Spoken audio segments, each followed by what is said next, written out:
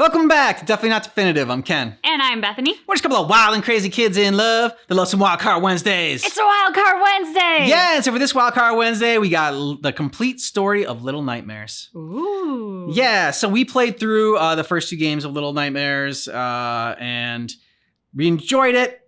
Got some frustrated at some parts for sure, but like the story itself is pretty out there. So Yeah. can't say that I really totally understood the story. That's why we're watching this. So we can better understand. Yeah.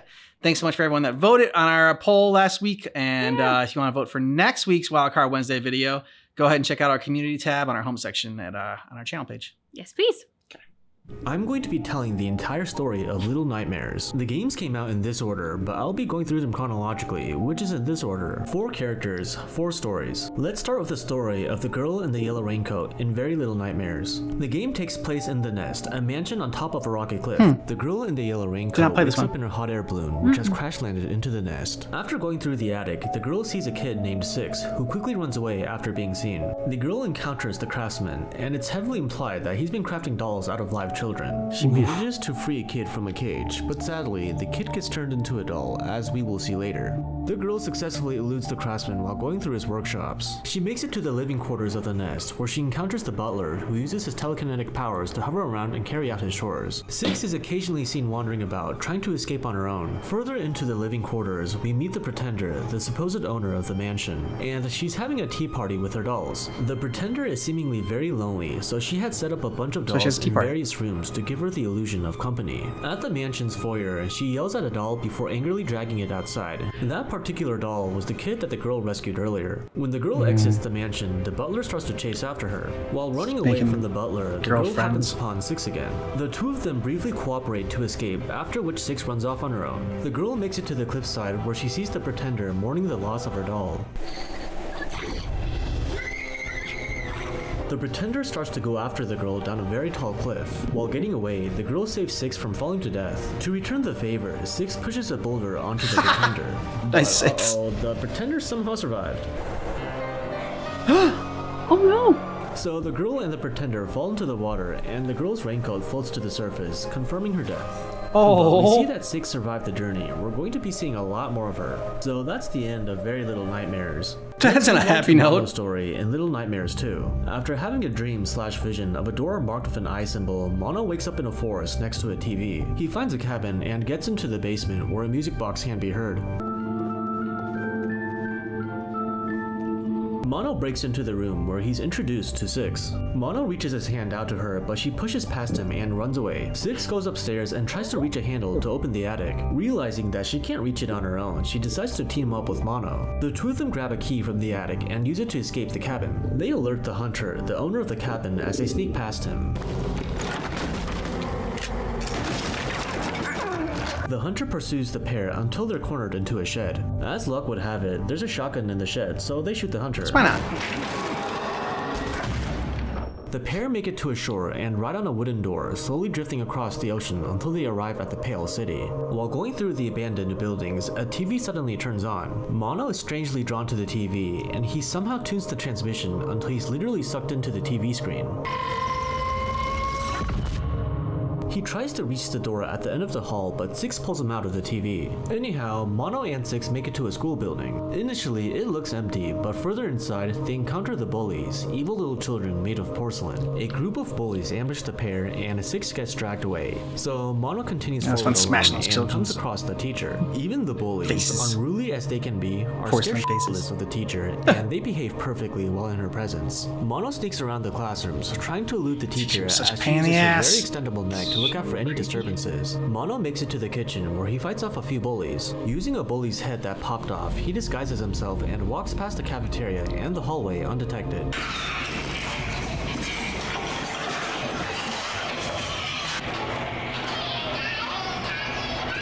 You hear that singing?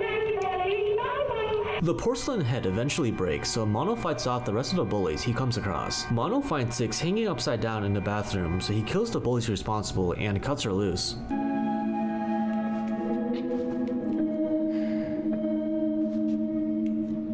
Everyone liked that. Back together, Mono and Six continue to travel through the school. When they come across a bully who's busy drawing on the floor, Six gets some payback. Get him, Six. Six and Mono try to sneak past the teacher as she's practicing the piano, but she spots them.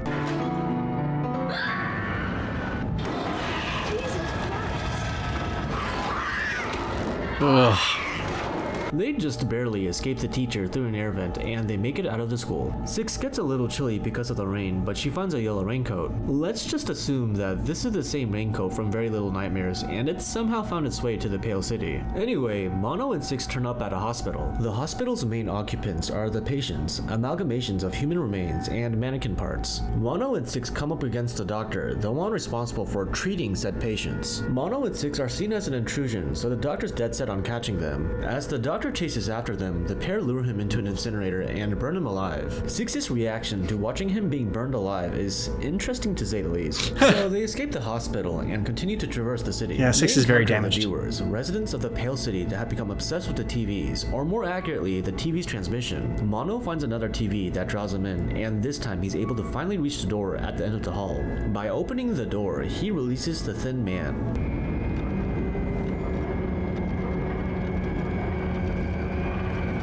Six pulls Mono out of the TV, and shortly after, the Thin Man follows. Bro, let's go. Run.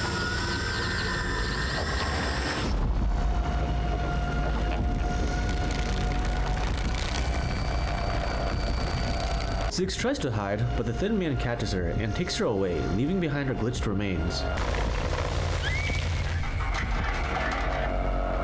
Mono goes back to the TV, and he discovers he can use it to travel to another TV that's broadcasting the same transmission.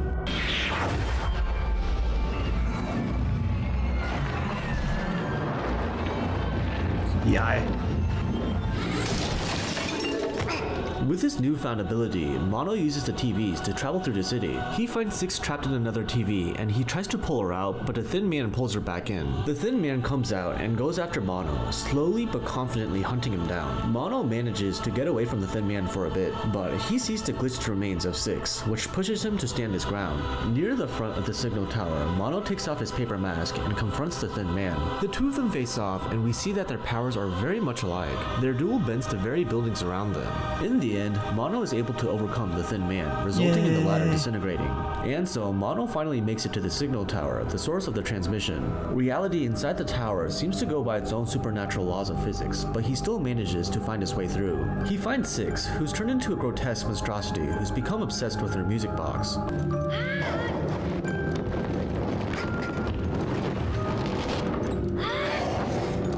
Arm should not run like that. Mono figures out that the music box is responsible for corrupting Six, so he tries to destroy it. Six fiercely protects her music box. She's more than willing to kill Mono, despite everything they've been through together. But Mono She's not destroys the herself. music box in the end, which does bring Six back to normal.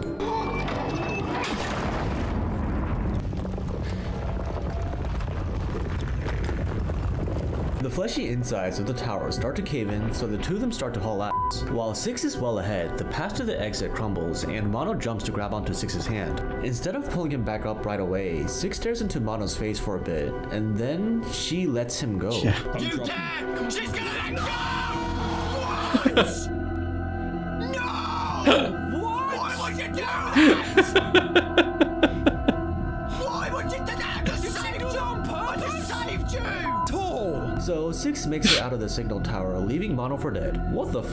Yep. Why the f did this just let him go after all the they've been through? I'm glad you asked. We will get to that soon. Mono survives the fall, and he wanders the fleshy mass until he finds a chair. The fleshy walls start to close in, but then the environment reverts back to concrete. So he sits down and submits to his fate. As time passes by, Mono loses his childhood innocence and grows taller until he turns into the Thin Man himself.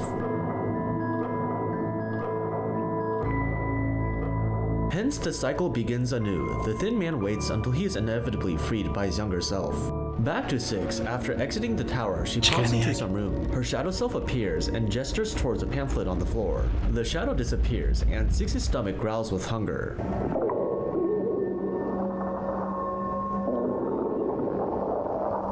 The pamphlet seems to be an advertisement for the mall, where Little Nightmares 1 takes place. So that's the end of Little Nightmares 2. Alright, let's talk about why 6 dropped Mono. There's a couple theories floating around, but I want to focus on Hunger 3 6 I believe to be the most plausible. It's possible that they all contributed to her sudden betrayal. First theory, 6 saw Mono's face up close for the first time. Seeing the resemblance, 6 realized that Mono would eventually grow up to become the Thin Man, hence why she dropped him. Second theory, Mono destroyed 6's music box. Escapism is a pretty big theme in this game. For the viewers, their escape was the TV transmission, and they would quite literally do anything in order to keep watching. Although Mono had good intentions, he took away 6's source of comfort, which made her resent him. Here's a tweet from the official Little Nightmares 2 account that basically validates this theory. I couldn't find the other tweet, but they also mentioned that while in the signal tower, 6's perspective was completely different from the player/Mono's perspective. While Mono was trying to save 6, this is what it could have looked like in her perspective. Here's Johnny. Third theory, 6 is a little bitch.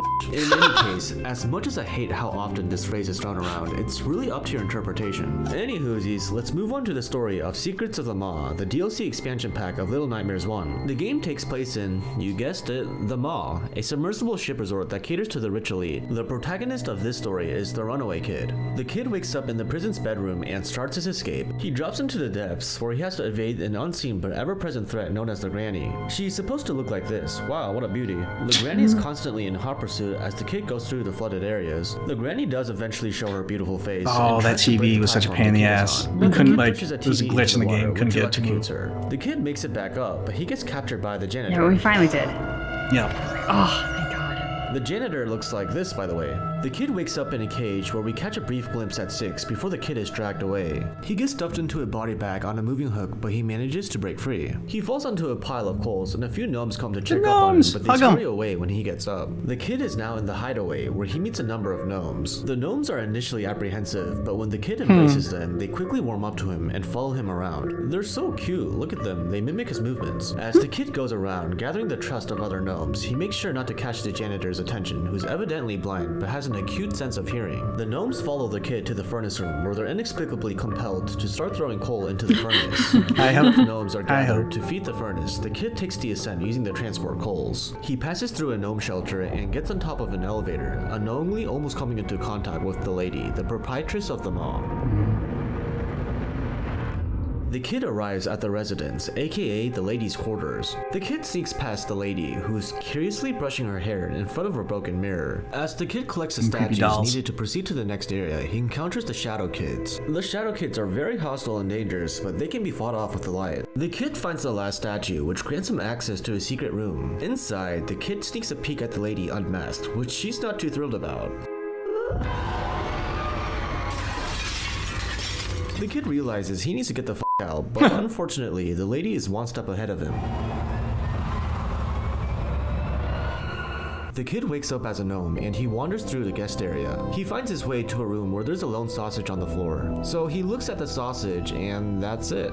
That's the end of the story. So if you haven't played Little Nightmares 1, you might be wondering, what's the big deal behind this last scene? Well, we'll get to that. Yeah. So now we have reached the last story in the Little Nightmares timeline, which funny enough, is the first game that came out. The main character of this story is, obviously, 6. The Little Nightmares comics show that 6 was taken to the Maw against her will by the ferryman. But the after credits scene of Little Nightmares 2 seems to indicate that 6 went to the Maw on her own volition. I don't know, but either way, 6 ends up at the Maw. The story starts with 6 having a dream about the lady. She wakes up in a suitcase and begins her journey. As she makes her way through, she comes across a hanged man, which looks a lot like the Thin Man.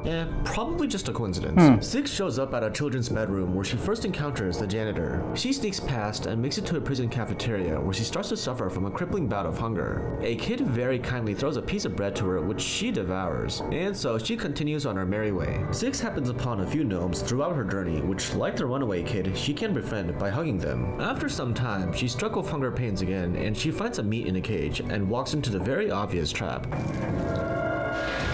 6 wakes up in a room full of other caged children. She breaks out with relative ease, and she doesn't bother helping out the other children as she makes her way out. The janitor is a constant threat to 6 as she passes through his territory. The janitor eventually corners 6 into a room, but with his arm sticking through, 6 gets the chance to slam the door on him. That one She took us reaches a while the too. janitor's lair by taking a ride on a meat hook. She lands on a mound of body bags where she's again hit with her chronic hunger. She spots a mouse caught in a trap and eats it. Six Kinda needs gross, to but feed. girls gotta eat. Six Yeah. makes it to the kitchen where she encounters the twin chefs. Some of the meat they're preparing is strongly implied to be human meat. The chefs are not very hygienic and their dish handling is questionable at best. The chefs try to hunt down Six, but she narrowly escapes the kitchen on a moving hook. She eventually finds herself at the outer part of the maw where we see a long line of guests making their way inside. Her path takes her back inside the maw and we catch a glimpse of the lady who's overseeing the guests. Six reaches the dining area where the guests are devouring massive amounts of food entirely consisting of various meats. Even with all the food in front of them, the guests are overly fixated on trying to eat Six when she comes into view. A horde of guests amass and clamber after Six, but she manages to get away. Jump! Shortly after, Six is once more hit with hunger pains, and she finds a gnome who's offering a sausage to her. That's the runaway kid, remember? So, what do you think our heroine decides to do? Yep.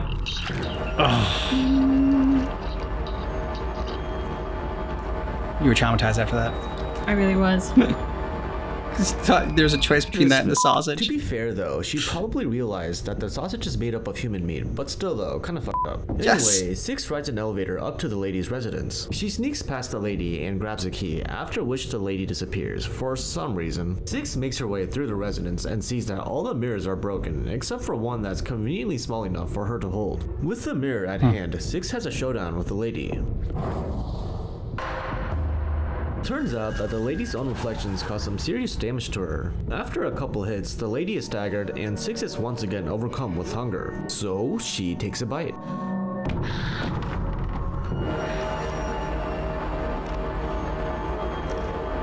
Six absorbs the lady's powers, becoming a little nightmare. Six returns to the dining area, and as the guests try to reach for her, she sucks the life force out of them.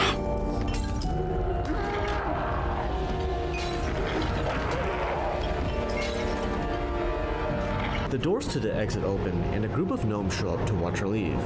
After the credits roll, we see Six at Don't the come deck, back. presumably waiting for a boat to pick her up. Kinda messed up how the most morally depraved character got the best ending. But anyway, that's it. That was the entire story of Little Nightmares. Thanks for watching, bye-bye. It was nice to get the full story of Little Nightmares. Although, like, I do kind of now want to get a little bit more of like the lore, like about the lady itself. That's what I was thinking. I was like the sort of like basis for this story in this game would be cool to dive into. Yeah. Why do you think Six dropped the kid? I'd like to think it's because she knows she can't control her hunger, and so she was giving him an escape. What feels more likely is that she recognized the Thin Man, possibly. Mm. But I think those are my like two top leading theories right now. Yeah, I think it was recognizing that he was the Thin Man, like because he had the paper bag over him the entire time. So removing that, she finally gets to see his face. Yeah, so that would be why. I mean, I would also like to know a little bit more like about the lore of. And I don't know where you could find it. Like, I don't think there's like items or whatever, like they do an Elden Ring or something. I don't know if they, I mean, they like, apparently have comic books for it. So I don't know where you'd find the lore for that, but like, why does Six eat people? Why does she have that Really hunger? good question. Yeah. So that was another question I had when watching this. The first one was super sad. The little girl dies and drowns. Yeah. Little raincoat just floats on the surface. Mhm. It's dark. It's very Yeah. dark. I'm glad we didn't play that one. Yeah.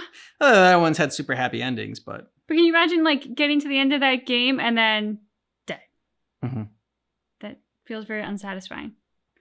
yeah, it makes me excited for Little Nightmares 3 when we have another completely sad ending.